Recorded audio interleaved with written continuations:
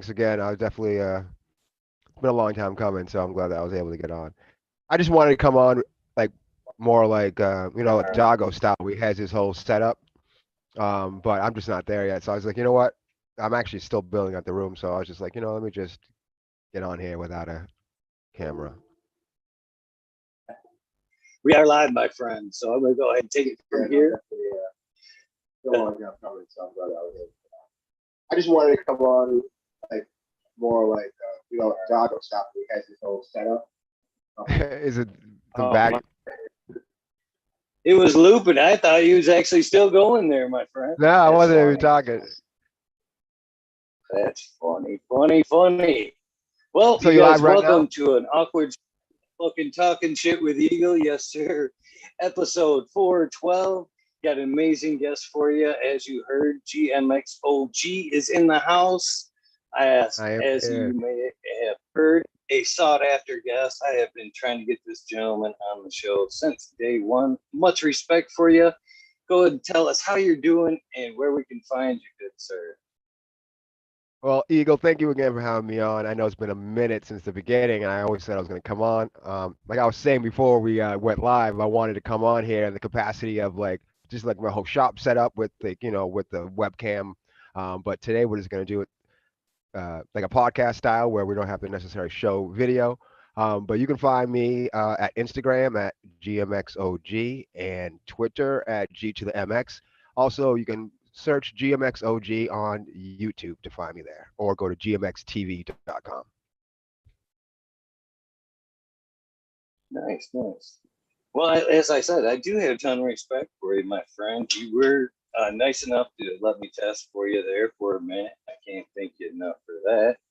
But Yeah, yeah, you it did was good on for the that test. respect issue that wanted to get you on, man. I really believe that your breeding and what you do in the community is quality. So I thought like what we do here is just another chance to kind of get to know the people we see online. So I wanted to get you on here and introduce you formally to the people that come around here in this community and some of the people in the cannabis community that may not know you.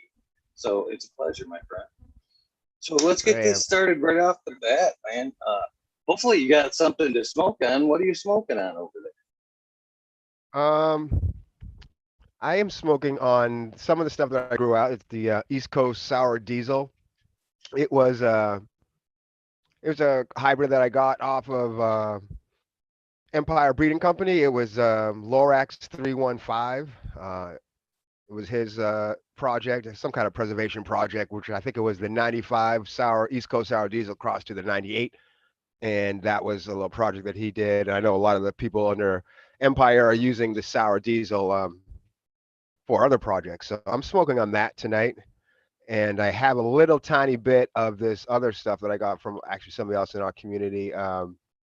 His name is Moses. He goes by like what is it? Oh, Top Quality Farms. He's out here in Los Angeles and he's on Instagram. I'm not sure if you follow him, but I met up with him just recently and he gave me a little of his stuff, uh, which I forget the name again, but yeah, it's pretty fire as well. So that's what I'm smoking on.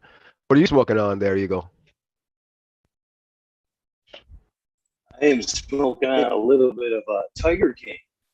The Tiger King, which a gentleman that came on the show, White Feather Grows, sent me, and I'm not even sure what's in it, but it's delicious, and it's one of my current favorites right now. To be honest with you, I threw it down just because I got to, it was right around the time of big hype for the Tiger King, and it just cracked me up. I just thought it'd be funny to have some Tiger King in the garden, but it turned out to be amazing. So may stay for a How's while.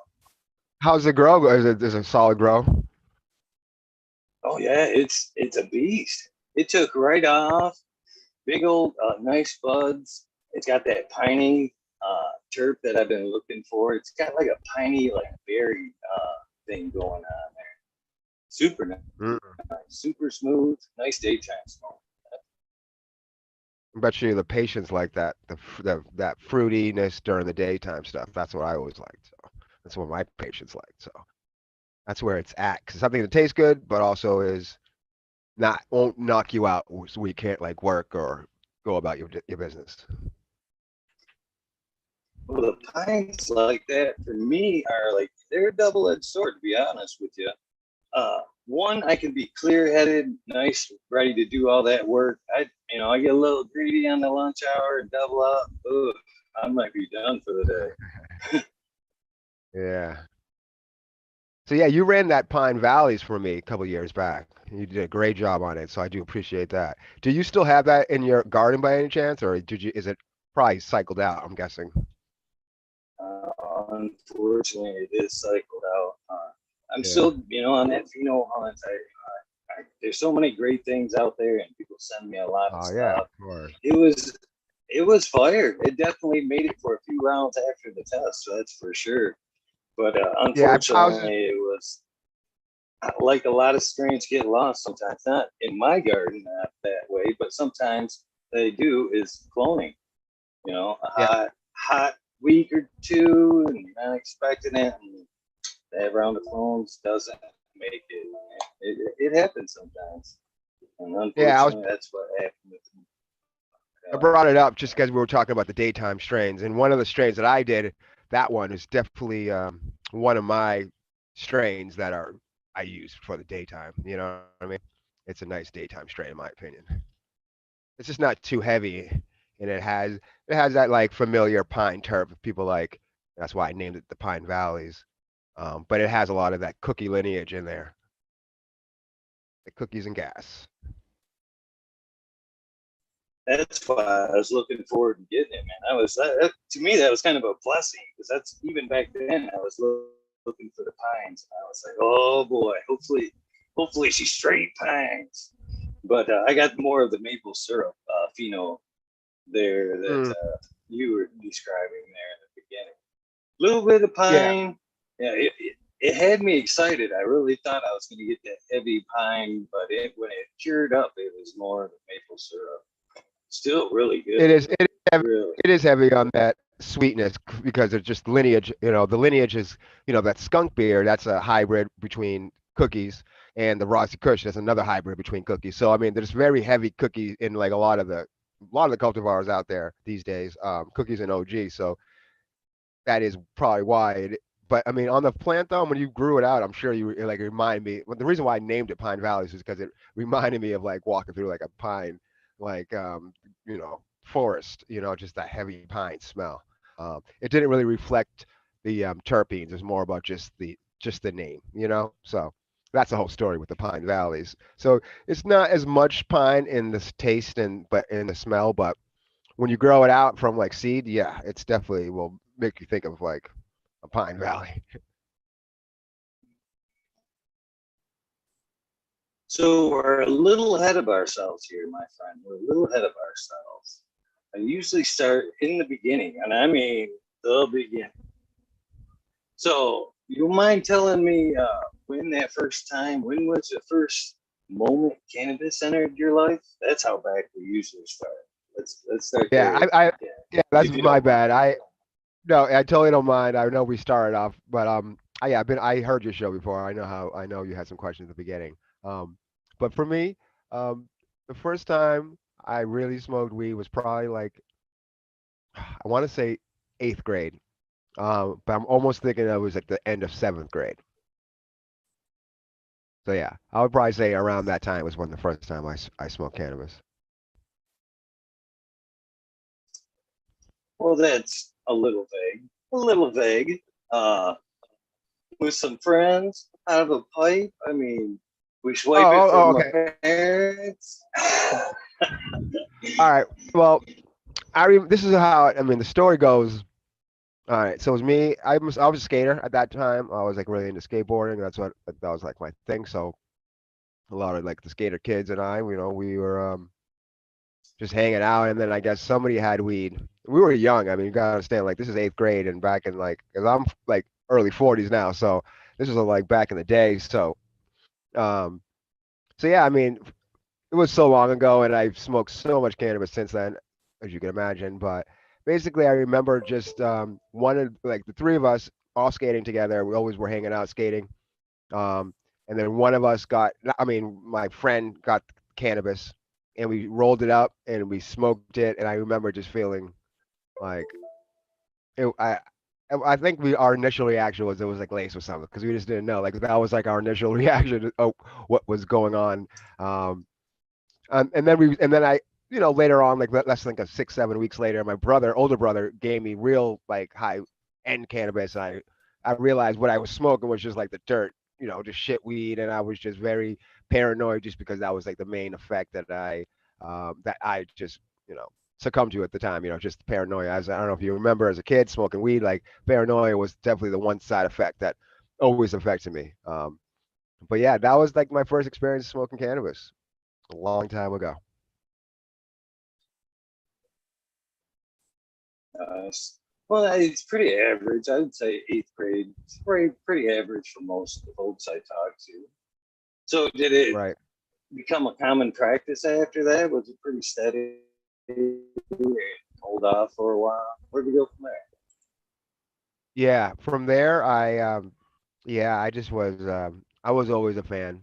So I definitely became a so-called stoner early on. Um, and by the time I went to high school, I was like hunting for like high-end quality sensimilia, is what we called it at the time. Which obviously everything now is sensimilia. You don't even think anything of sensimilia.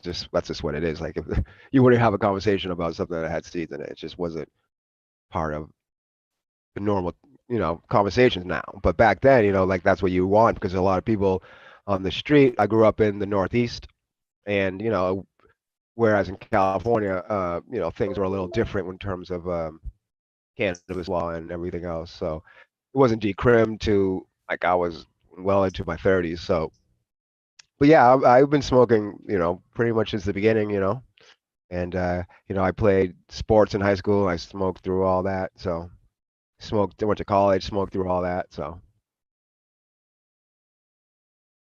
definitely a fan So of I heard you smoking. mention skating there. So it seemed like that would kind of come hand in hand, but it seemed like that would also be a little stereotypish because I knew a lot of skaters, very cool people, but not all of them were stoners or smoked. Some of them were like truly very intellectual kids, man, that just loved to board. So I, you know, was that did you find that to be true? Would it have been stereotypish if I would assume, just because of the boarding cannabis was part of the situation? Yeah, I mean, I think there's a lot of the better skaters weren't the ones who were really smoking. You know what I mean? Like that's why I didn't really start smoking. I mean, I think a lot of people smoked cannabis earlier than I did. So I'm guessing it was like early eighth grade, if I remember like, exactly the time. But I remember sixth grade and like skating, and I'd see people smoking. I didn't, so and I didn't smoke in sixth grade.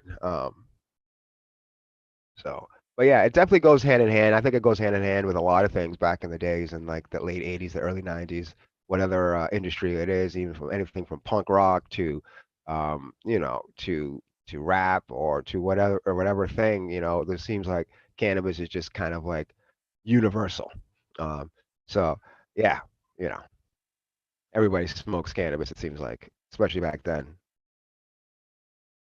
They did, and I played sports a lot too, and I always seemed to, even though I did well in sports, a lot of places I did still get that frowny, it's bullshit. A lot of them stoners or sports guys did smoke, but there was that a few that it's gonna mess me up. I never found it to mess with my athletic ability at all.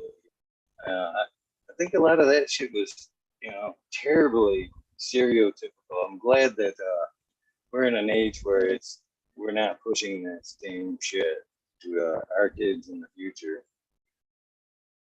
Yeah, I mean, I know So lawyers smoke weed, and other people, everybody smokes weed, and some people hide it better than others, but I mean, most people do, and if they don't, they drink. So I mean, now what? You know what I mean? So I I ran cross country, and I played basketball in high school, and I smoked through it all. So I mean, you know. But that's why I always thought the cannabinoids affected me differently. Like I think a lot of people, like peers of mine, would smoke like the way I would smoke, and they would be like more of that stereotypical like stoner type. You know what I mean? Where I was just, I never really feel the effects of like not trying to like that whole stereotype of what people said about people who smoke cannabis about not trying to like do something or having some kind of like drive or ambition. You know what I mean? So I think that's just kind of goes back to like those old like days where they try to like make weed or marijuana as they called it like this sin, or this they just try to scare people out of it just because everybody knows if you smoke cannabis or if you ingest cannabis through your lungs, they definitely will open up your mind and like look at things a little differently, and you may not conform to what some people may want, you know. So that's just like the old thing when it comes to cannabis, where people just you know they want to scare you out of it, especially when we grew up in the 90s. I'm not sure how old you are, Eagle, but growing up back then, there still was like a lot of the whole decrim thing is so new to like, compared to like a lot of people who are, you know, generation X, so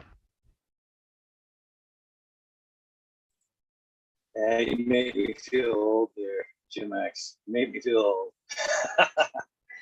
I'm just turned 49, brother. To be honest with you, just turned 49 a couple months ago. So there you go. That's how old I am. So when you did look good, buddy. the growing aspect? Thank you, my friend. I greatly appreciate that. I mean, really. So Yeah, man, you inspire uh, me. You inspire me, man. You inspire me. You and Bubble, obviously. Just trying to like work on like you know muscle building and like that stuff. So props to you. I see you. A couple of you guys on Instagram. I see you guys doing what you got to do when it comes to like physical fitness. So that's what's up. So props to um, you. thank you, my friend. You gotta keep it up, man. You gotta keep it up. Body that's in motion stays in motion. You know what I'm saying? That's the way I view Exactly. that shit. Yep. But for me, I started growing. Oh man, it's been 15 years. 15 years. Um, so I'll just quickly tell you the story. I told the story a few times. Uh, so I graduated college in 2005, and then I already trying to grow. I didn't grow, but I wanted to. I was a musician, and I really was into it, and I loved cannabis, and I would write about it, and I was all about it. So long story short, I moved to the West Coast, growing up in the East Coast, and I mean, was born in New York and grew up in Boston, so I was out in the Northeast. I always wanted to go to California. I visited with my brother, and I visited uh, with my now wife before I went out there. And so in 2005, we moved out there. I moved to Oakland, California.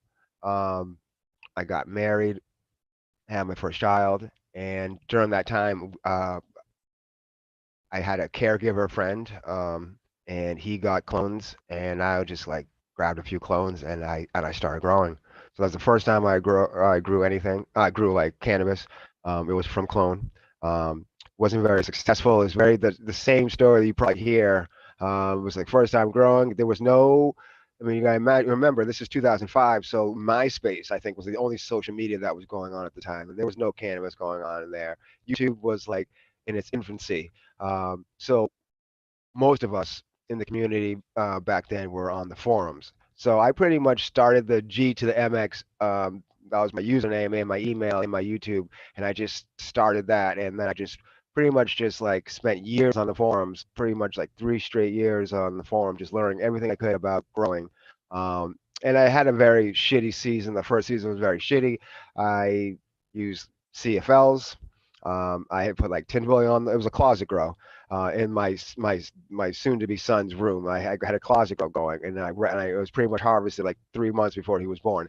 And it was shitty, but I grew 2 little plants. I think I remember getting about an eight, maybe a quarter each off each little plant. But yeah, it was shitty, and but I still was able to smoke it.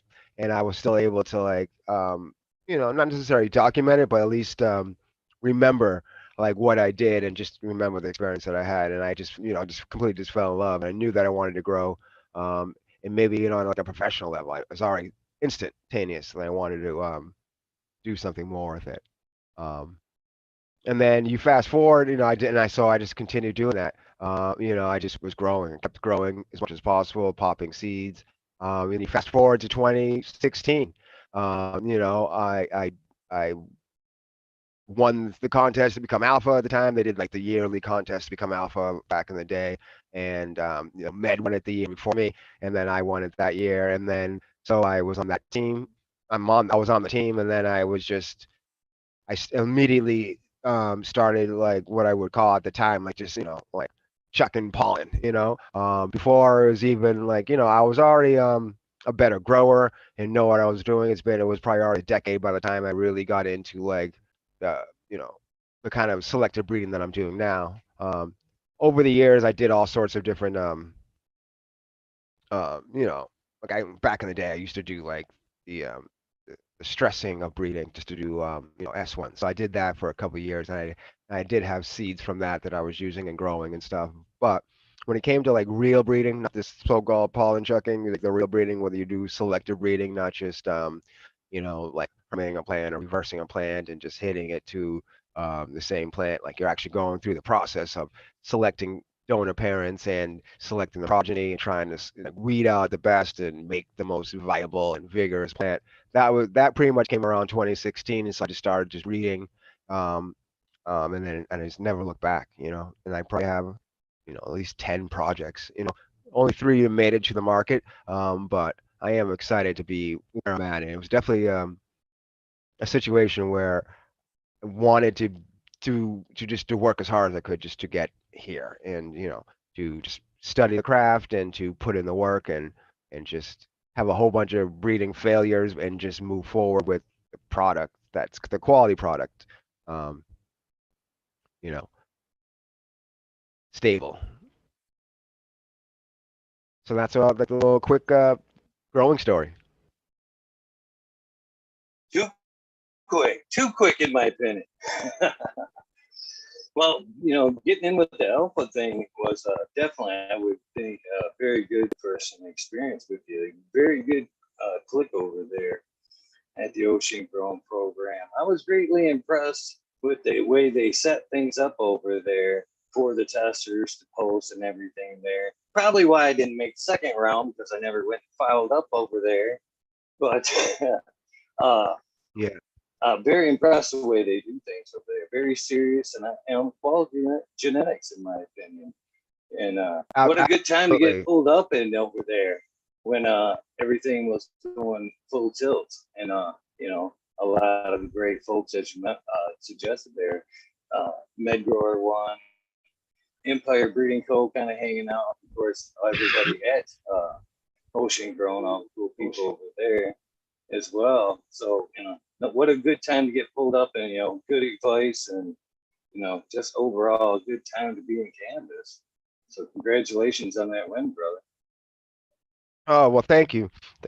Yeah, Mr. Ty was part of the team when I got on. Yeah, it's been a lot of people.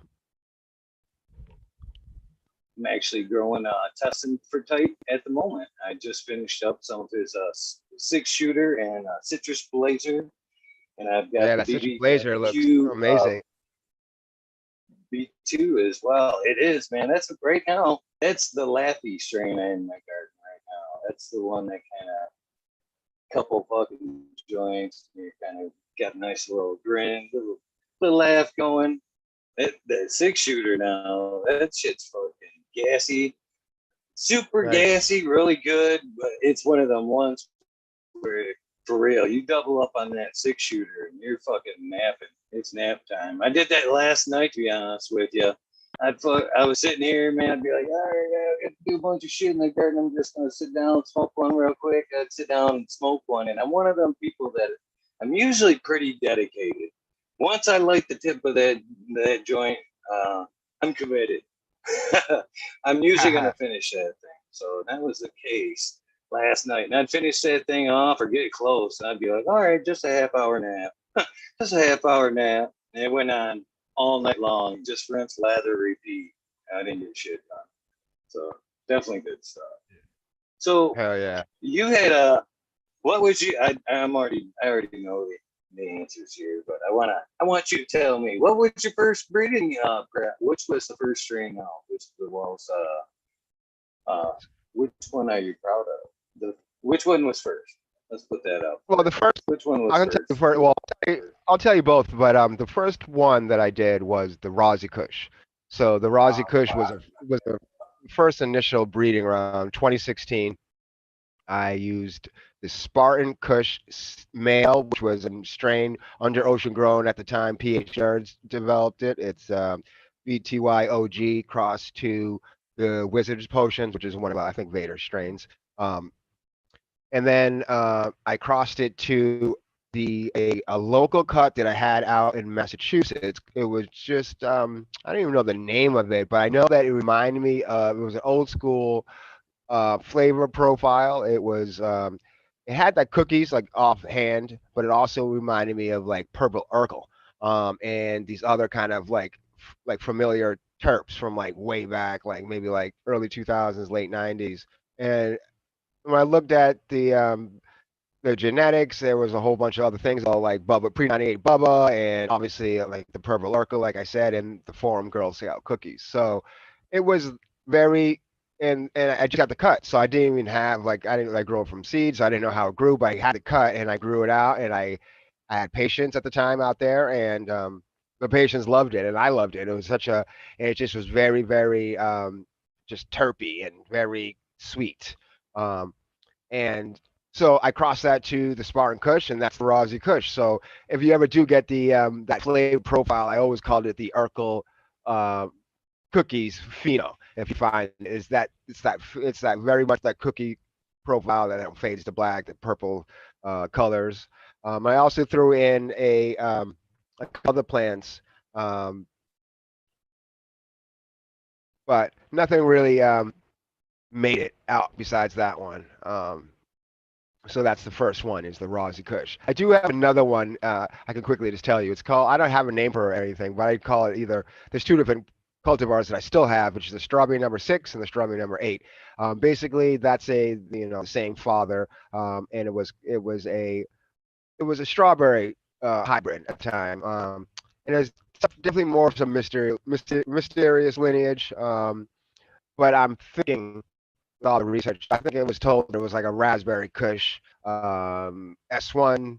But I'm more when I think of the profile and the reading, I kind of came to the conclusion that it's the strawberry cough, uh, and that's what I think it is because it reeks of strawberries. It's so potent. Um, so those are the two hybrids that I still have some work to do, but definitely the Rosy Kush is the first. And then my favorite, and not necessarily the favorite, but the one that's my new flagship. It's Black Rosy, and Black Rosy is a cross between Dark Plasma and Rosy Kush. So that's like the flagship one of them right now. It's one of the best cultivars after all these years that I worked on. It really has a very unique profile. It's like almost like it has like this marshmallow on the front end with the gas on the back end. It's super sweet but super gassy. Very interesting profile. A little bit of that salt and pepper type of mix, little spice in it as well from the dark plasma. So that's my new thing that I'm working on right now. I'm hoping to do some new project with that. So that's my the most what I'm proud of right now, just because I put up so much work into that one.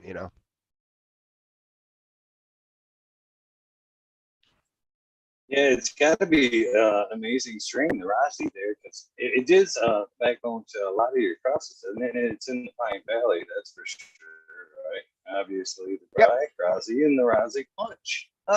So it's got to be the backbone for a lot of stuff. Yeah.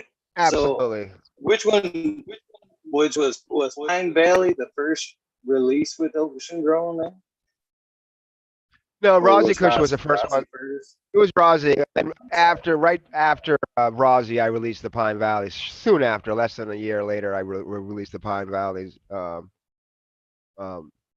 Yeah, so the third release is the Black Rosy. So those are three releases that I did under Ocean Grown.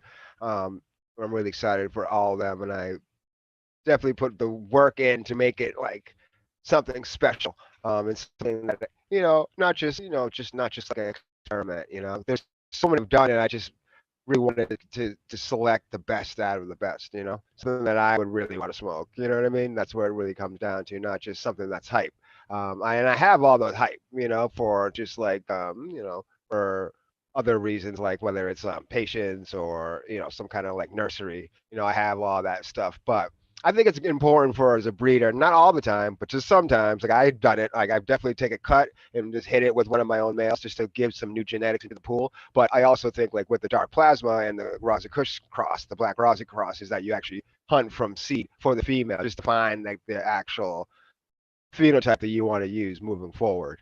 So there's definitely different approaches you could take with it. There's definitely no hate in anybody who uses clones, because I use clones, but I also use seed. You know what I mean? So it all depends on what you want to do. And I'm actually moving into a different direction, uh, just more experimental, where I'm going to use some STS spray to do reverse a nice female to do some um, feminized seeds. But that's more not for a release, but more just to do. I'm most likely to just give it away to everybody for free, just to give free seed out.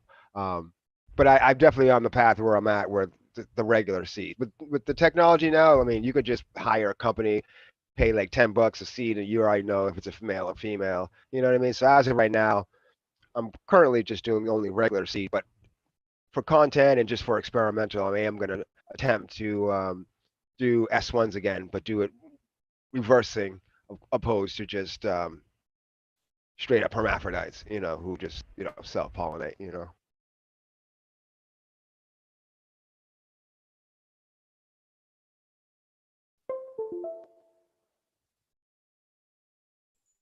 It's muted. Sorry about that. So, when you're working with like a team like that, is such as Ocean Grown, uh, how is are you allowed to kind of like bring in your own strains for working for possible crosses, or do crosses to be considered have to be from the team here?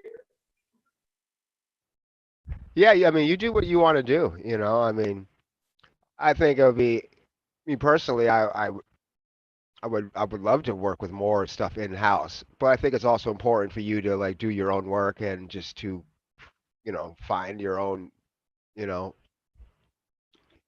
y- outside of the genetic pool that we already have.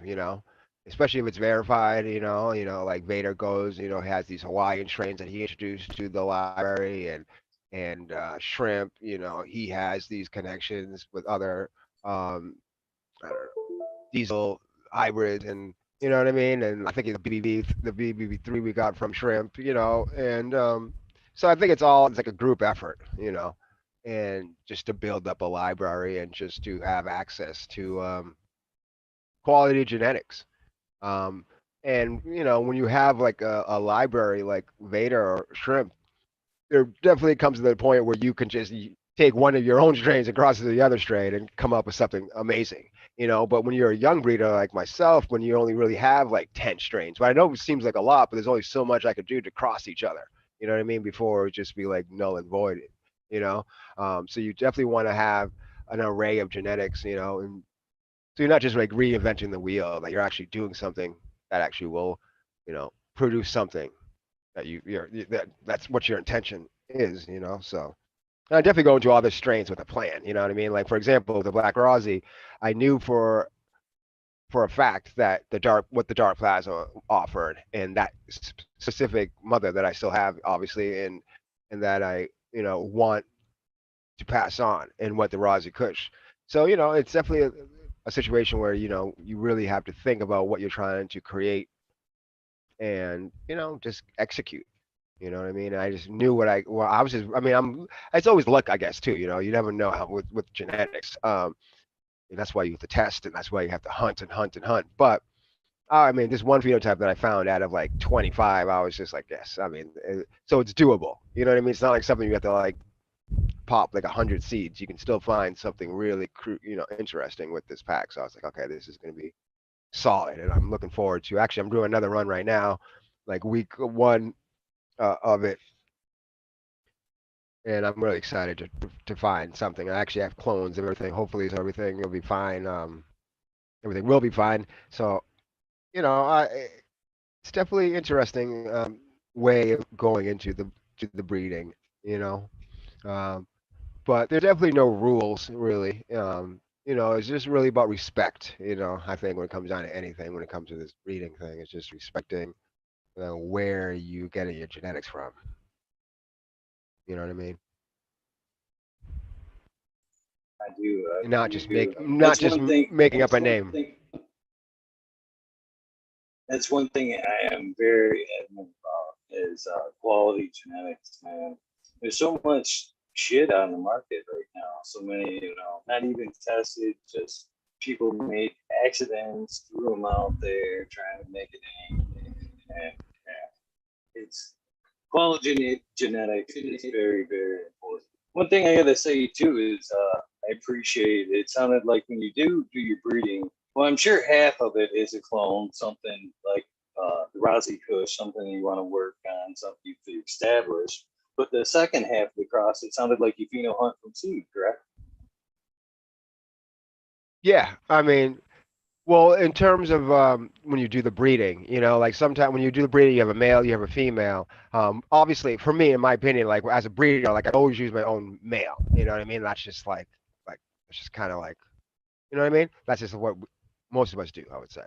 Um, you use your own male, at least your own male. Hope preferably both your own male and female. But if you needed to use something outside of your own pool of genetics, you would use like a high end clone, like the Forum Girl Scout cookies or the GG4, or you know what I mean. You know, whatever, Purple Punch, and which is what I did. You know what I mean. So there's a few clone only strains that I had got out here in Hollywood, and I used those to cross against Rosy Kush.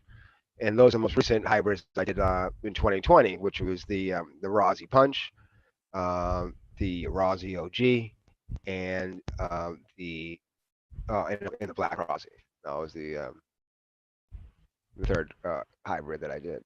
Um, so 2 out of 3 I were from clone. So I was just saying, like sometimes you could use your own genetics, like I did for. I mean, it's not mine, but our own, like the Black Rosy, which is the dark plasma, which is a cross by Vader, against the Rosy Cushion. Sometimes you use, high end clones that like the Purple Punch or Banana OG, just clone only strains, and then you could actually make seed with it.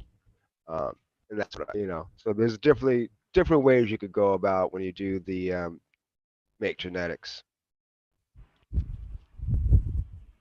So is the high dollar cut like one of those things you're not really wanting to do unless I don't know. Why? That's my I guess my question is why. I'm a breeder. When I think of a breeder, I think them no less different than a creator or anything else. So when you reach in that toolbox for your tools that you're building your project for, you know what I mean. You don't want you're trying to set yourself apart. You know what I'm saying? So it's got to be hard to reach over and grab, that high dollar cut as you referred to bring into the table. So you as a breeder, I mean, why would you grab for just out of curiosity and conversation's sake versus like you were talking about kind of finding a different strain and pheno hunting for something that may not be present or popular at the moment. I guess is that more time consuming sometimes. I guess I'm curious for the answer.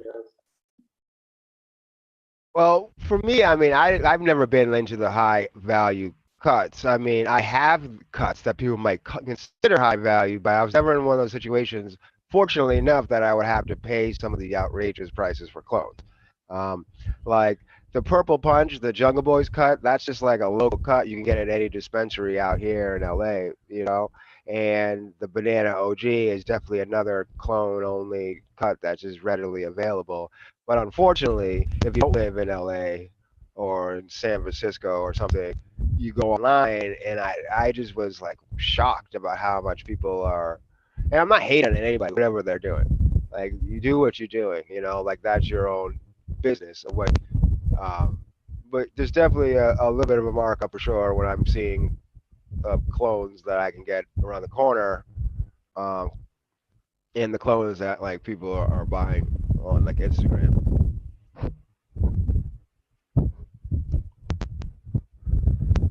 There is a difference. I honestly think that's a lot how things get watered down. Sick cuts being passed on, maybe cuts that aren't even that strain, or just shitty phenols being passed on as $10 phenols. Uh, Yeah. I'm not a fan of the clones myself. If I can stray away from it, I'd rather do my phenol hunt. I like to find Yeah. that special one as we were talking about, and especially being a tester. That's always one of the beauties I love about popping people's seeds there, is because you always got that chance to find that gem that nobody's got there, and might just be that next cut only. You know what I mean?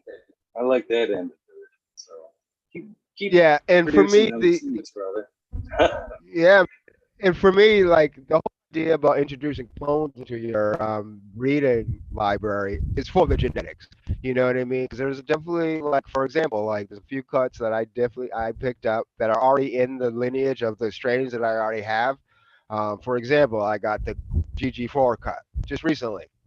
Yeah, and I grew it. I haven't flowered it out yet, but I grew it. But it's one of the clones that are already in like one of the clones cuts breeding projects that I did. Like somebody else used that clone, right? So what you would do in breeding, a lot of people would then do a back cross. So you'd actually back cross it. So you were like almost like back cross it to the grandparent. And then that brings out other different traits and different like phenotypes that people, like say you want more glue, you're most likely to get more glue in that back cross, for example. So there's definitely good things and other things with clones, but I think for breeders, when you think of a clone, you think about something exclusive, something that was like a seed, obviously, that was just like they were giving out, only the clone was giving out, so people want to use the genetics of that clone. That's completely like part of the game, I guess. So I've done it a couple times. I did it with I used a clone only for the Rosy Punch, obviously for the Purple Punch. I used a clone only for the Rosy OG, which is the Banana OG. Um, I used a clone only for the wedding cake, clone only for the pine cakes. So ultimately, for me at least, when I use, and that's just like just the ones from clone. Obviously, I do want ones from seed as well, like hunting for mothers from seed.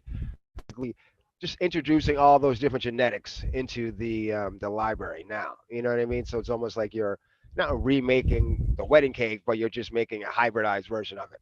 So you're not reinventing the wheel. You're just like using that as an ingredient, almost to paint another picture down the line. So like, oh, do you like the wedding cake? Oh, they had that one terp. Oh, I have some of those genetics. We do like 100 seed hunt. We probably could find a clone or a cultivar that matches something that we like from that. So you're just almost putting it into your library of genetics, and then you can try to do the math and figure out how many different females you would need to, try to like break down um, the traits. You know what I mean? But ultimately, I mean, for me at least, I used the clones and the other, just and seed for that matter, just to add more genetics into the library, so I can actually continue creating and then get to the point where breeders can start just crossing their own creations together, and then they make more creations from there on.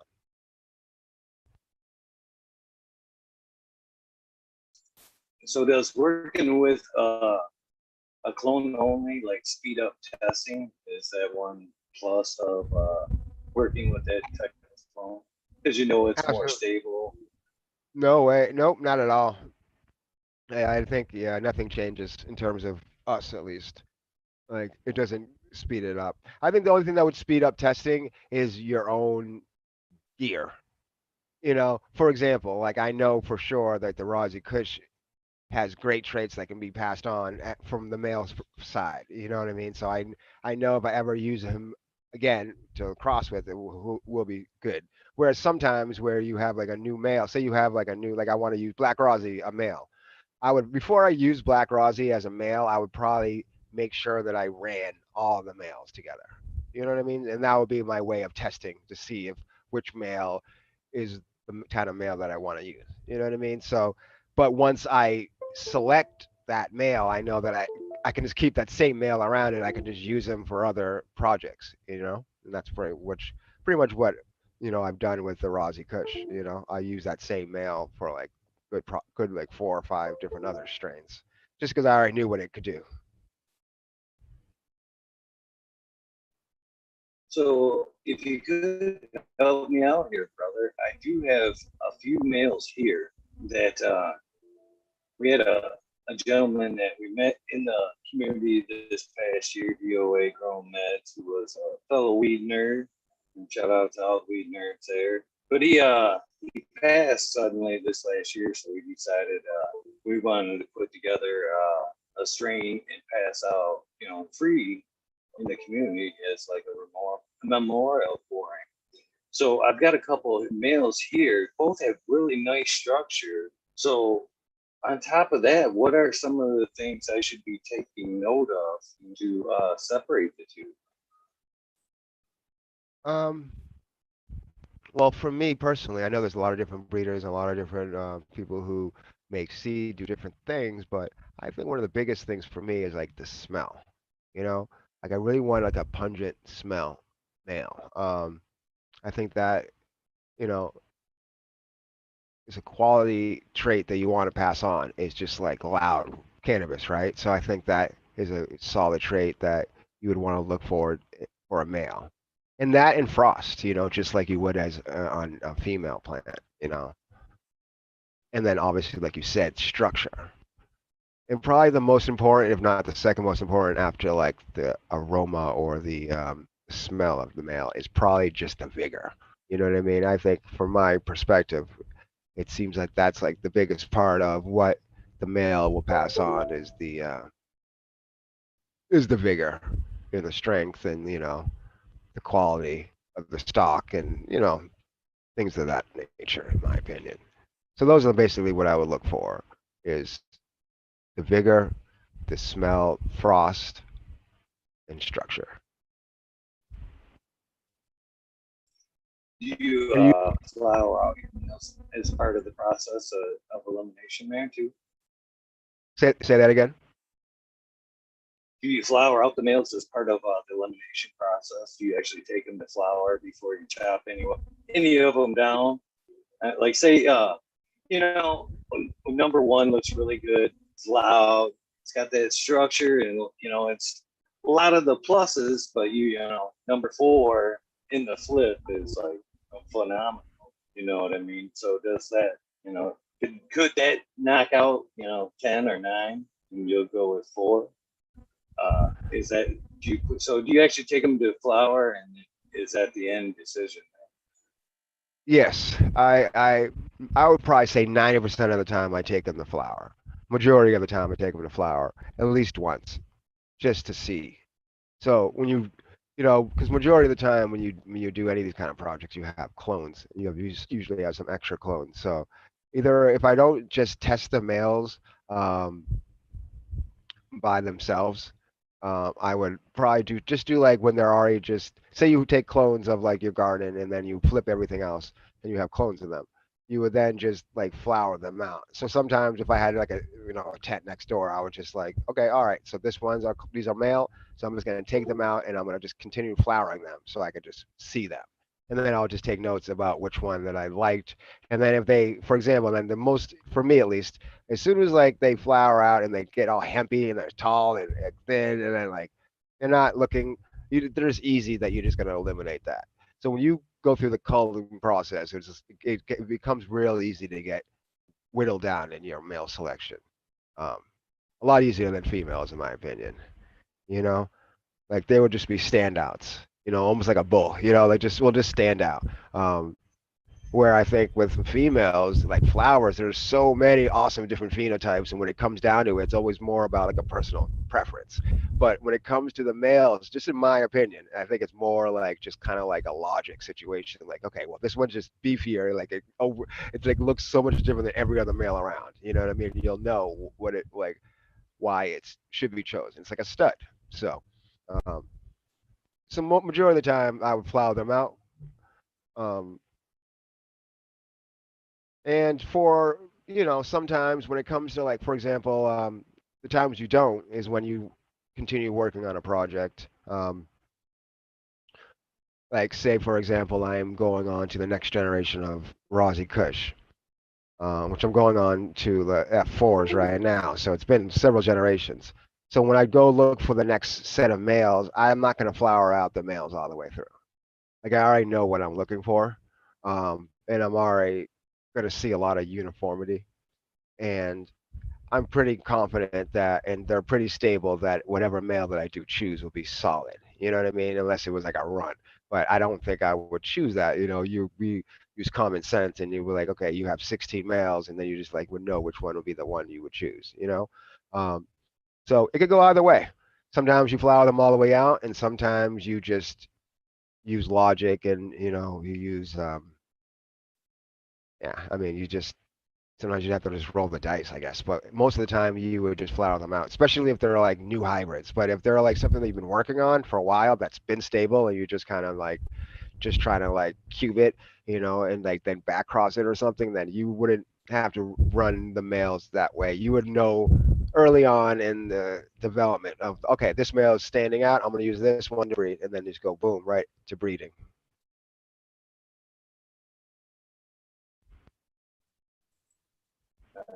And I got to give you again some props, man. Shout out to you and the breeders that do what you do, help keep us, provided with seeds, new strains, and providing us with fucking a lot of your valuable garden space, man. Uh, there's a lot of time that goes into strains, man. A lot of power, time, nutrients, all that good shit before you even think about making a buck off of that shit. And again, taking up valuable space in a grow that could be flower just as valuable, you know what I mean? But you don't. You choose to better the community. So shout out to you, my friend. I greatly appreciate that shit. Yeah, I mean, there's not a lot of money. I mean, you really got to be in it because you want to do it. You know what I mean? If you're looking for like a livable wage, but it's not. I mean, to say that you're gonna like, it's not as lucrative as a lot of other things in this industry, in our community. You know what I mean? Um, but I think it's just more about just producing something quality. It's almost like art to me. You know what I mean? And can always go up in value as time goes on. You know what I mean? So I just hope people appreciate what we're doing. And there's a lot of breeders just like me, who are just who really are trying to like not necessarily not like create something new. It's just more about just hybridizing something and like developing like a story or a profile, and bring it to the market.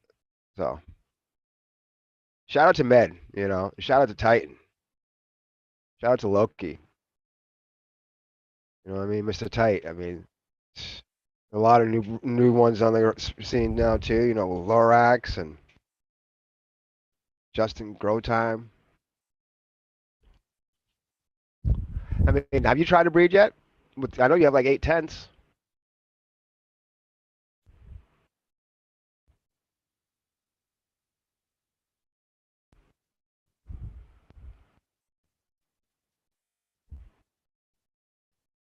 I think you're muted.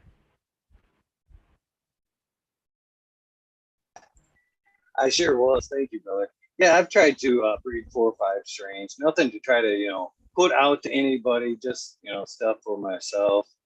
But breeding's never really been a huge on the priority list. Maybe it someday, maybe.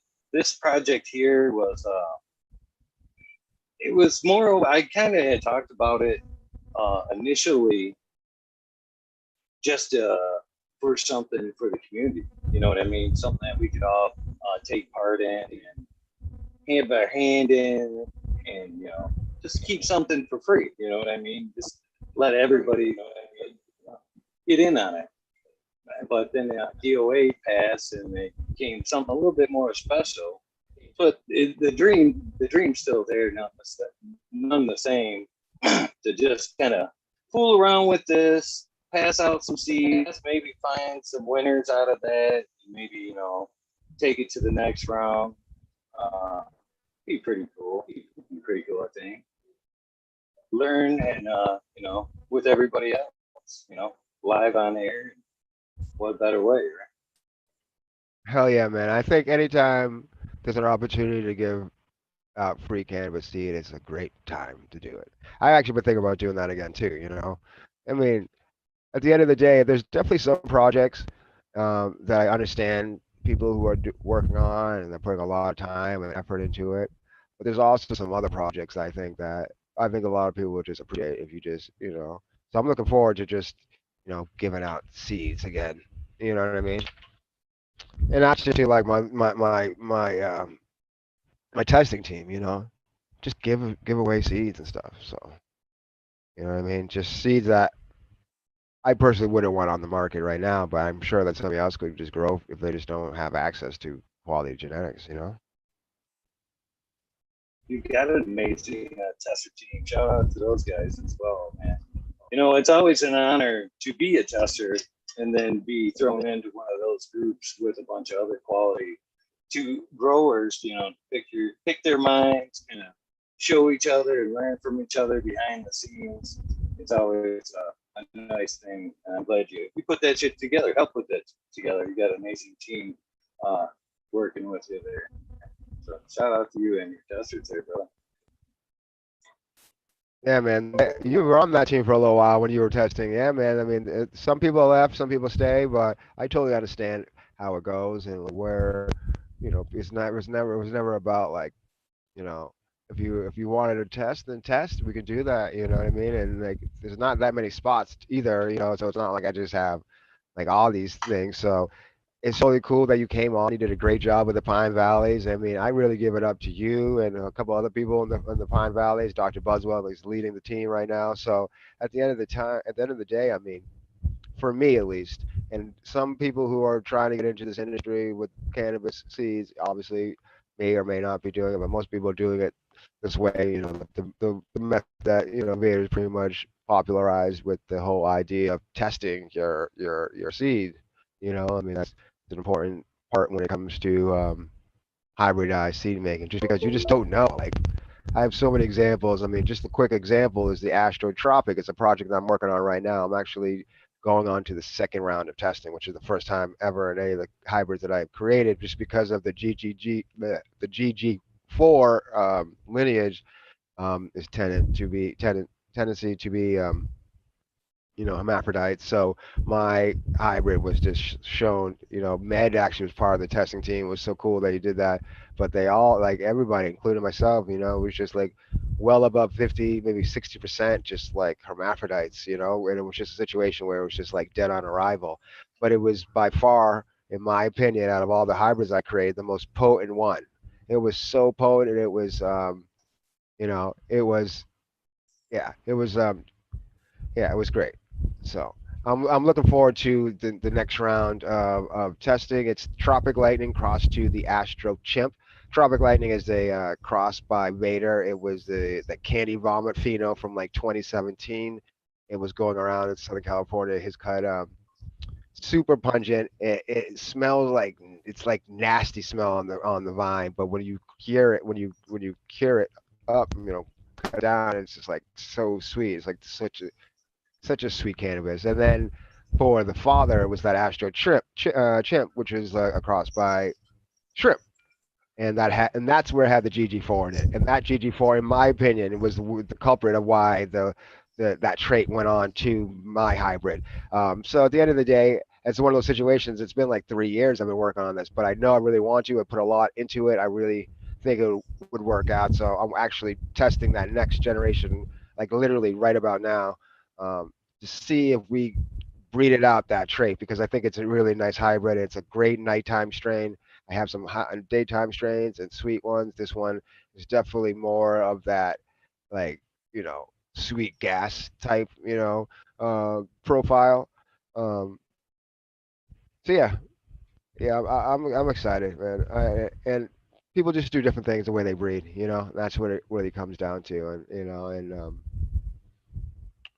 yeah, it's one of those situations where, for me at least, that I just didn't want to, because I definitely canned a few strains over the years. I just didn't want to let this one go just because I grew it out. It was fire. You know what I mean? It's just unfortunately like the majority of the cultivars shown hermaphrodites, and there was no way that I was gonna put that on the market. You know what I mean? Even if it's only small, like I'm not pushing packs like that, but I'm pushing enough. But and I wouldn't do that personally.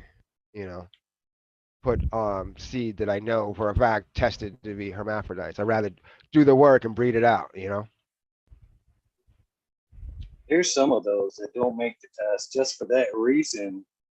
Uh, show slight Hermes signs, but in like I've had one black. It was a black line reserve cross tenfold emulsion. Amazing strain, super loud, and I had full plans of keeping it because I really like the black line side of things.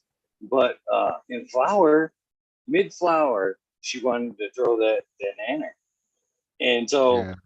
it didn't pass the testing phase of things, and even though it didn't pass the testing, I grew it out a few more runs. And what I found was great strain. All you had to do was pull back on nutrients midway through flower and she'd finish up fine. But if you continued to push her until, late six or something like that, then she threw that banana. So sometimes Right. good strains get stepped aside for, you know, silly reasons to where it could be one of them things that it still gets sold with the note of you know hold back your nukes late in flower, and you'll avoid problems like that. But some strains again are worth That the risk. I've ran some that are that's worth not. that fucking risk. But that sounds like a problem that you could probably solve when you do the work. I mean, if you're saying that the strain is so fire, but when you push it too hard mid flower, it starts to show nanners, hermaphrodites, and that's a situation. If you just thought about maybe like going, no, so you take that female and then you find a new male, and you look for a male that you would want to pass some kind of traits on to, so that way maybe you could figure out a way to you know curb that. You know and then you would just have to, and that's where the hunting comes in, and that's like the biggest part for me in breeding is the hunting, is like just finding phenotypes. You know what I mean? Because at the end of the day, obviously once in a while you have your clone only hybrids, which are fun, right? They're fun. And like for example, for me, like none of the hybrids that I did that made it like have even like came close to gone through testing. The more situation where it's just something I'm working on and I have the lineage in the the genetics, right? So like the Rossi Punch is on deck right now still. You know what I mean? The banana OG. It's I think it made it through testing. I'm actually haven't said anything about it, but I'm hoping that most likely we'll see the market sooner than later. Just a small amount that I do have of the banana, the Rossi OG, which is that banana cross, which is definitely interesting cultivar. But yeah,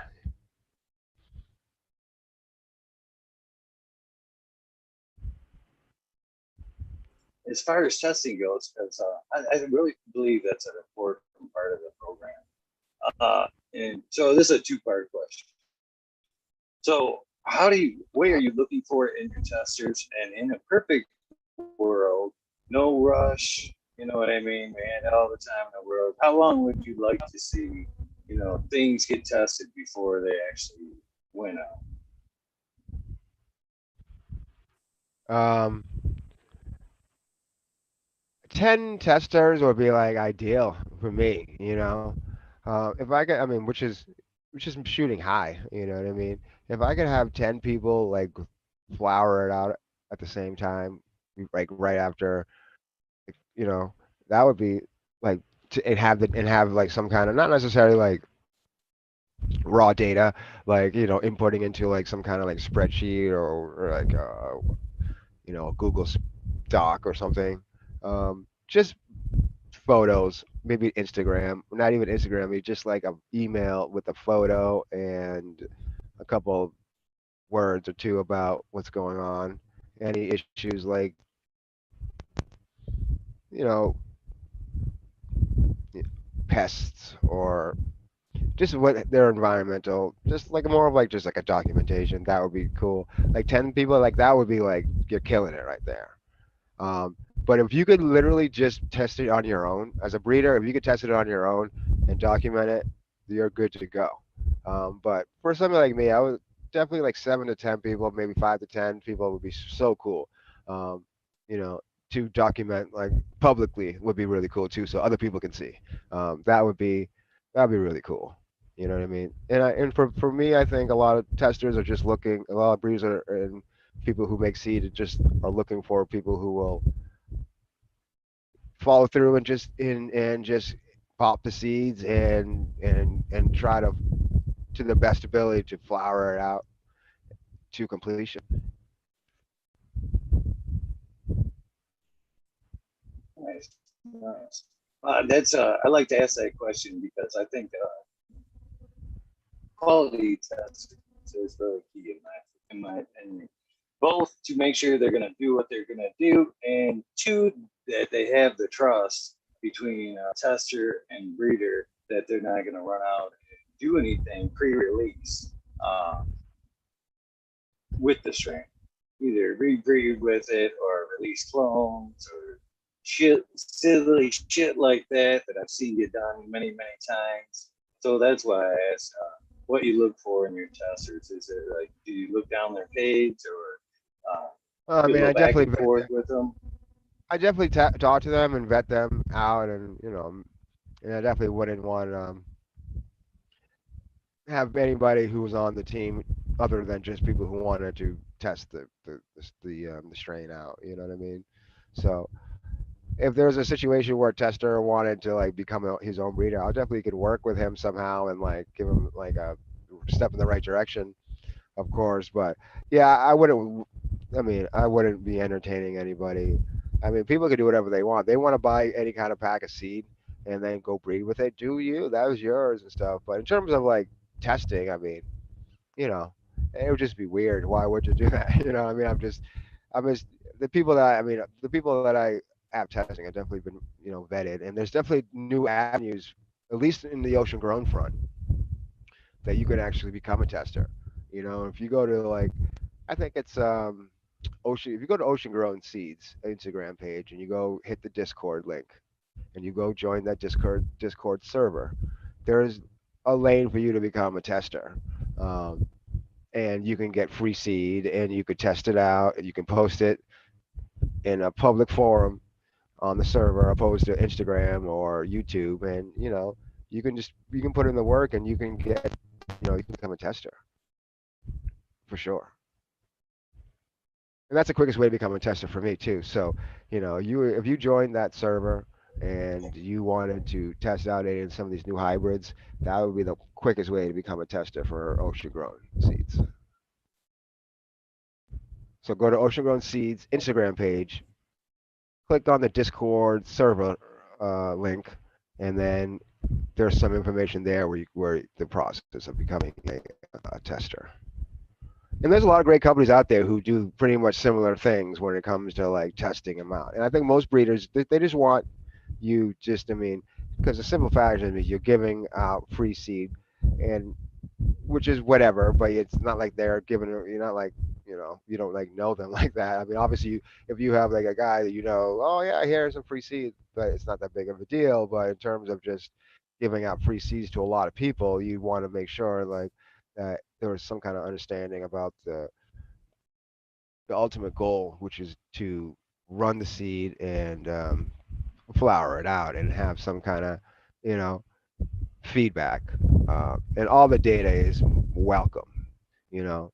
And for me, I've been, as Eagle, you've been a tester for me, at least for Pine Valleys. I wasn't sure if you were with me for the for the Rossi, but I think it was, yeah, I think it was just Pine Valleys. But anyways, Yes, sir. Just yeah. Yeah, I mean, so I mean, it's really all about the data. You know what I mean? I mean, how much data that you can give them would be awesome at the end of the day because you just don't want to have hermaphrodites. I think the biggest issue is hermaphrodites. And if you're having a bunch of your testers come back to you and say like, oh, this whole crop is like hermaphrodites, then you know that's something, and you got to go back to the drawing board. Um, and most breeders know go using a lot of different strains over. There's a lot of these legacy cuts that you use, and there's form cut, gorilla glue, these are, there's hermaphrodite in the lineage. So there's always that chance that whether it's environmental stress or just, sheer dumb luck or whatever, that trait got passed on. Who knows how it happens, but it did get passed on, whether it skips a generation. I don't know, that's a theory. Um, So, which is one of the theories I have. I'm not even sure where I read it, but I did read it at that point that, and maybe not even in cannabis genetics, but just in genetics in general, that some traits skip a generation. So I'm hoping, I don't even want to say hope.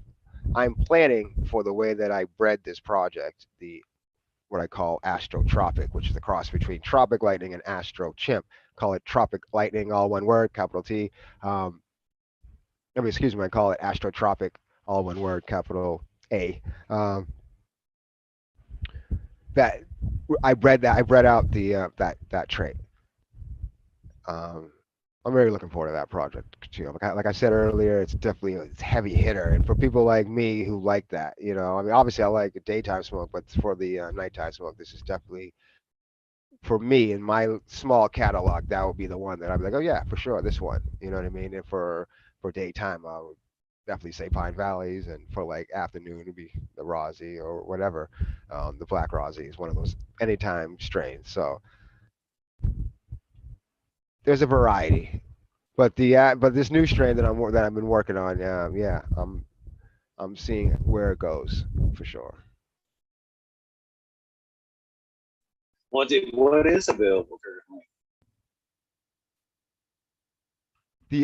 I did a small drop of the Black Rosy just recently back in 420. It actually did sell out pretty quickly, and I am doing a small restock of that as soon as possible.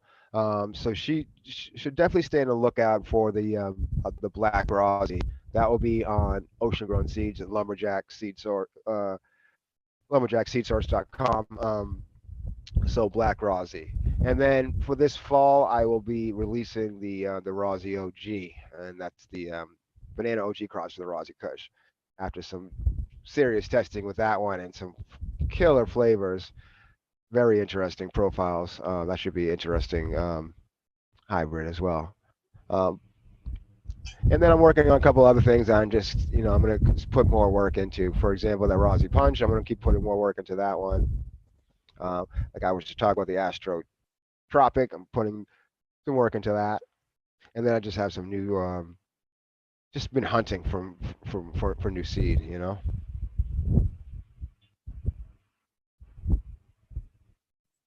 So do you let the strain tell you kind of when to stop? You know what I mean? F2, yeah, she's beautiful all the way around. I got what I want. I'm not gonna take it to the F3, work it down a little bit further. Or do you have a set plan that I am working it all the way down to F3? I want it all clone like, no more fetal hunt. Is that Yeah. Um, for me, it's a plan usually. Um, for example, I haven't even moved down the line that much. Like I'm such in the infancy of my breeding when it comes down to it. We started like 5 years ago, but 5 years may seem like a long time, but unless you're using like a warehouse that you can like have like thousands of plants growing, it's gonna take you a while to get through things. So for me, like the Rosy Kush, I think that I was just like, I'm gonna cube it, go to the F4, and that would be now, and I would just keep it at that. You know what I mean? And then maybe just do something different and like do like, dig into the previous generations and do some kind of back cross. But as of right now, I thought that I'll just keep it there and either maybe even keep it where it's at, which is the F3. So and most of the other ones that I'm thinking. is just like the F2BX. I think that's just like a quality good number to be at. So you would take it to the F2, and then you would just back cross it to the F1, and that would just be. I think that's just a quality like line of stock that you could get, because that way it gives you some kind of a nice variety, but also brings it back to like what your original goal was, which is that F1 mother. So that's what I would say. But I mean, it really all depends. If you want to do the whole like IBL inbred line and you want to go down to the F5s, like I'm doing with the Rossi Kush, um, it's really all about what you want to do. How do you want to paint this picture? You know what I mean? Like, sky's the limit. If you want to be a breeder who wants to just keep the F1s and stuff, like do it. Why not? There's nothing wrong with that. If you want to take it and do like F2s, do it. So it's pretty much what your heart desires. You know what I mean? Like, there's really no book on how to do it, but obviously there's some traditional ways of breeding that you read, like Short and others over like they would probably say. I mean, I'm guess F5 would probably be like, okay, boom, you put a lot of work into this hybrid, so you know what I mean. So I have to ask this question. I ask it of everybody else. Was there a point in your canvas journey where you kind of seen, things change from, yeah, I'm smoking this to, wow, this thing really does have a lot of weight to it, as far as medical and stuff like that. Uh, have you had that revelation yet, or no?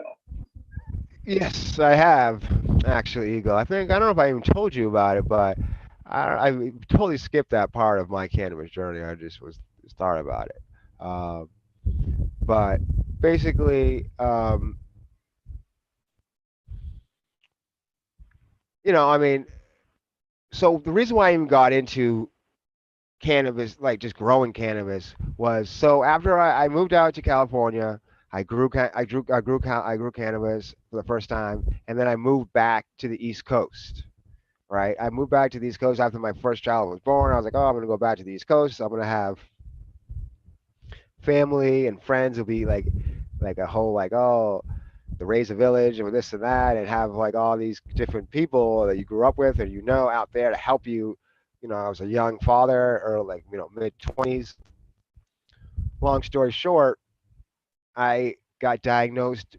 I had like issues with when I was 16. I got diagnosed with this like eye disorder called optic neuritis, and then I always was told I had issues like, and I that's when I first got glasses. Like like I thought like something happened. Funny story is, and when I got diagnosed with this eye disease when I was 16 years old, I was like smoking a joint like in the driveway, and I swear to God, I thought it was a piece of ash would go into my eye. And I was like, fuck. And like a day later, my eye was just like killing me. I was like, the fuck? So I was just like, I thought it was just because of that. So either way, a long story short, I went to the doctor, and then I was referred to like an eye doctor, and then I got diagnosed with this eye disease. And I thought it was this weird coincidences, which I don't even believe in those anymore. But at the time, that's what I thought it was. I was like, what the fuck? That's just so strange that I was smoking a joint, and I thought I got like a piece of ash in my eye, and it fucking hurt this like hell, right? And that's what I thought it was, and it turned out that it wasn't even that. It was nothing to do with that. There's no ash issue. Um, so that disease, I was told like, oh, there's a chance that this may turn into multiple sclerosis.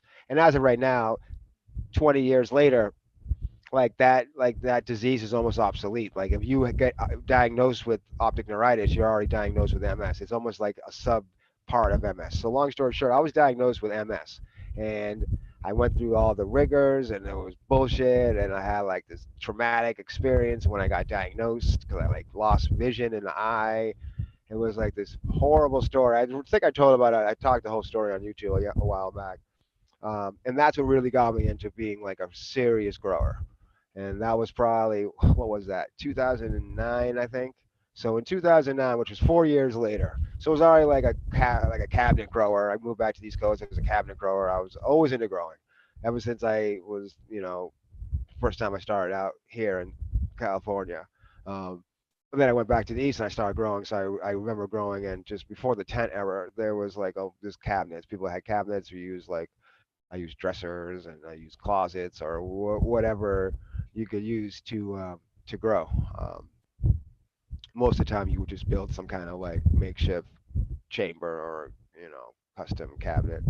Um, but after my diagnosis with MS, I mean, that was the real deal, and that was the situation where I knew for a fact that that instant pain relief was something that was in my future. And I knew that I didn't want to do the narcotics. That wasn't my thing. I was definitely more of that, stoner type. You know what I mean? Who was more into, you know, cannabis than I was into just like drinking and like pills and shit like that, like or pharmaceuticals or whatever. So that's what really spurred me to be like a grower was for that reason. And it was just having like clean medicine. You know what I mean? Going through all that, you just was like, okay, now it's time to like switch up. This is this is early, well, late 2000s, but it was just like before there was like, it was actually 3 or 4 years before there was even medical in the state of Massachusetts at the time. So there wasn't even medical. And even the medical was still like suspicious unless you're growing it yourself to really know how they're growing it and what they're using it. So ultimately, that was why I got so serious into growing and breeding was for the medicinal purposes.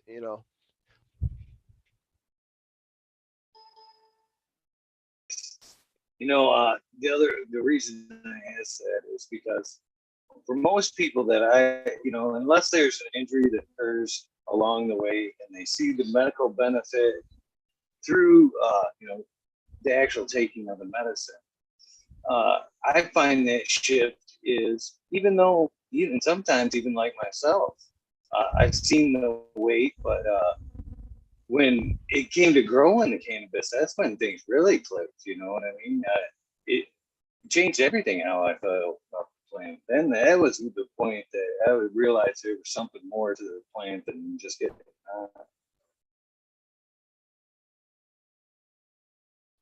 I believe in that. With that being said, I believe the plant's still cultivating me, my friend, as a person. Yeah, definitely. But yeah, So, I think what that's kind of music do you play? I'm curious to ask you that if you don't mind. what kind of music do I listen to, or what kind of music do I play? You play, yeah. You mentioned playing. I'm interested in that. Yeah, I was so yeah, one of my first loves was definitely trying to like be a rock star, so to speak. Not necessarily rock music, but just that life. You know what I mean? So I've been into music forever, and it was my genre of music was hip hop. So I am a beat maker. It's funny now that I call myself a seed maker, which is the reason why I even call myself a seed maker. I know like people want to use breeder, people want to use hybridizer, or I think people other terms, but for me, at least in my career of making seed, I like the term of seed maker. And the reason why I call myself seed maker is directly because of my music background in music, which was beat making. So that's what I was. So I make hip hop beats, old school. Um, Hunt for samples in an old school record shop. I have a little record collection, like actually depleted collection. I think I gave away a few vinyl. But yeah, so I use vinyl, and we chop up samples, and I find like a sample, and then I loop it, and then I have synthesizers, and I use drum machines, and so yeah, it's all hardware. I know a lot of people who make music now, electronic music, they use just like computers and stuff, and I do use computers to record, but I'm definitely like an outboard type of musician. So we I keep on saying we like I'm talking to the third person. It's just me. I use I use a synthesizer, and I have a couple of beat machines and a sampler. And what I do is I chop up the sample using the keyboard, and then I use a sampler almost like an instrument, and I make beats that way. So my type of music that I make is just beats in general. Like I make a lot of melodic beats, but the genre I would probably just say would be hip hop, trip hop, instrumental music. That's awesome. Still working today? Still working on it from time to time today? I wish I was. I'm actually that's the part I'm working on. I'm working on this little space that I'm in right now. It's a little like probably say like 10 by 8, maybe 12 by 8 room that I'm working on, which is going to be a lung room to my shop. If you can imagine, I have like a 9 by 10 flower room next to a 8 by 8 bedroom. And then in the third room is this office, which is going to now be a studio, which will have all my musical equipment as well as other streaming capabilities. So that way, that's what I was telling you. I was like, oh yeah, I'm going to get this all set up. I have my little lights and everything, be nice and fresh. Um, so that way the background will look cool, not just like me smoking in a garage.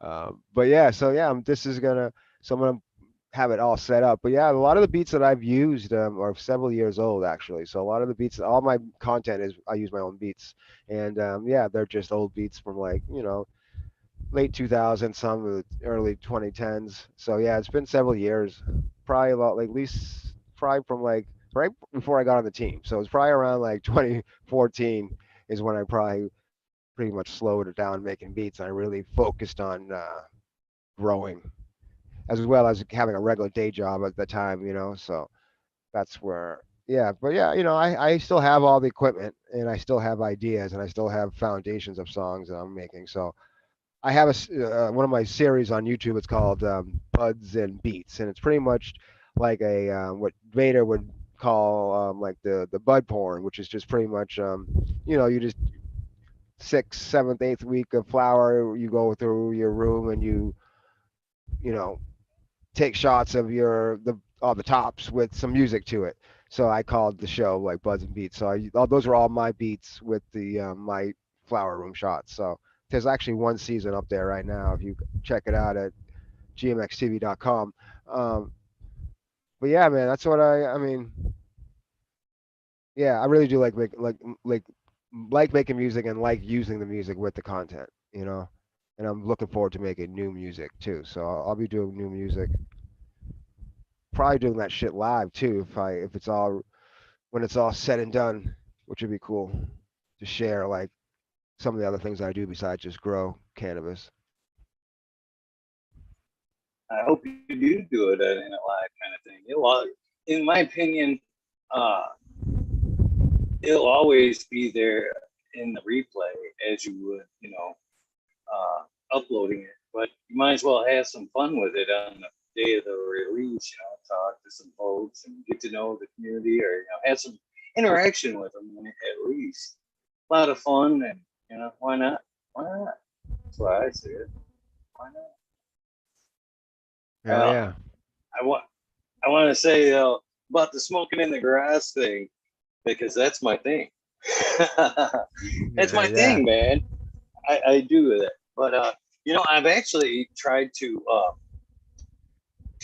dress things up. You know what I mean, with the background and shit like that, and live and learn. From what I've learned from that, it's for one, they won't let me. Well, there's no choice for that. I'll have to say, right? But when I don't have the background on, or when I do have a background, everybody's like, "Hey, where's the plants?" We like seeing the yeah, plants instead. And then what I've noticed too is like interview. This one's a little bit different because we're both not on camera here anymore. But I found when I'm interviewing somebody, it seems to be more relaxed without the background. It's more like person to person, not like show. You know what I mean? That's what I, so that's why I do the smoking in the grass thing. I think it's more like an intimate conversation myself. But just me, definitely, man. just me. So, are you guys going to be at any of the shows this year, or is it Not online this type year. thing Not this year? this year. Not this year. I'm not sure about this summer. I think there may be some talk, but not that I know of for this year. I think a lot of the focus right now is just A lot of events are going on, digital and virtual events that are going on through Discord. So if they do go to Ocean Grown Seeds Instagram and then you click on the Discord link, you could find out some more information about what Ocean Grown is and everybody's doing. Um, but no events that I know of right now. I know things are fast moving with the pandemic and everything that's going on. But as of right now, I know people are doing a lot of things, but not that I know of. There are not any events. I know there's some new releases coming out, including the I'm restocking the Black Rosy, but I'm not sure if there's any. Not that I know of. I'm almost positive that they're not, but from not there's no events that I know of this year. Or at least not in-person events. I think there are a couple of new virtual events that will be happening, but nothing in person quite yet. I am looking forward to going back to Oklahoma. That was one of the coolest events out of all the little event season. I actually never been to the Michigan event, so I can't say anything about Michigan, but I know from, you know, the few from the Denver and from California and Oklahoma, it was definitely a cool little, interesting little city. They called it like Smokelahoma. So that was an interesting, just like a very young cannabis scene in the sense of like their legislation, but it was cool to see. Um, but yeah, I was hoping to do Michigan, but I'll probably do it next year, hopefully. It'd be awesome. We've got an awesome community here as far as events go, man. We've got some going here. Fuck, I think there's one every weekend this month, and possibly every weekend next month as well. So yeah, get your ass to Michigan, man. Yeah, man, tell me about it. I mean, there's just events going on everywhere, and even back in the East Coast, there's all the ones up and down East Coast from Rhode Island all the way up to Maine. So there's definitely things going on.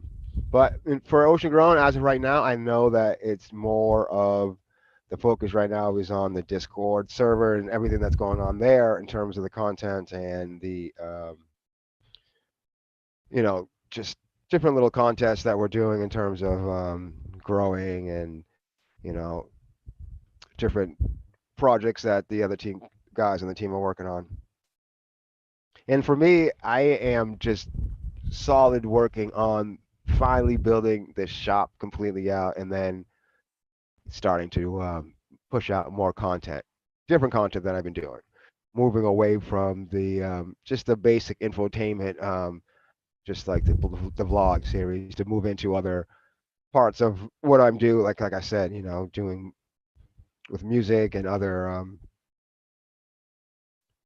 content development. So I'm looking forward to other things that I'm going to be doing this year for sure. Besides just showing off, growing and stuff. And looking forward to doing some new breeding projects as well, and bringing back some strains like Pine Valleys and Rosie Kush. Awesome, man. Awesome. So I'd like to tell you that it has been a pleasure to have you on tonight. If you do happen to find some time in the future, my friend, and studio set up and like to come hang out, do you know about the wormhole? Do you know what the wormhole is? I think I watched it. I know what your buddy's on there. And, oh, it's 1010. That's a lucky number right there. It's 1010 right now in Los Angeles. Um, yeah, I heard about the wormhole. I think I saw it a couple of times. You guys were talking and stuff. What time is the wormhole starts? Well, it's basically filler. Mondays is for sure a wormhole. Any other night, it's whenever this aspect of the show kind of goes to the end. I usually reload up with the wormhole, but that is open to all past guests like yourself. Please keep that Zoom invitation that I sent you because that is the link that I use for the wormholes. And you're more than welcome to Cool. jump in at any time, hang out, talk reading, cannabis, whatever. Sometimes it's some nights it's not even cannabis at all. We're talking conspiracy or whatever. it's kind of hard to talk cannabis 5 hours a night every day. Sometimes Yeah, we I can slip. imagine. Oh, I Well, actually, I'll definitely come back if you want to just go. We'll go on when I get the studio set up. I'll make some rounds. I'll definitely stop through if you want. I'll be back in the show and I'll show you off my little office space when it's all said and done. So that way we can be on camera.